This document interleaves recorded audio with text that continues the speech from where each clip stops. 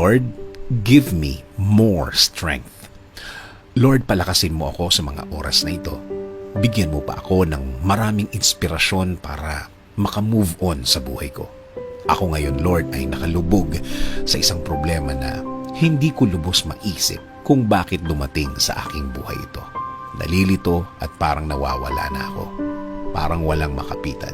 At alam kong walang makakaintindi ng aking kalagayan. Bigyan niyo po ako, Panginoon, ng guidance para malaman ko kung ano ang dapat kong gawin at kung ano ang dapat isipin. Ibigay niyo po sa aking daan ang mga taong tutulong sa akin at maging tamang impluensya sa aking buhay. Taong nakareceive na din ng inyong pagpapala at ng inyong guidance at patuloy na nabubuhay ng tama na ayon sa inyong kalooban, Panginoon.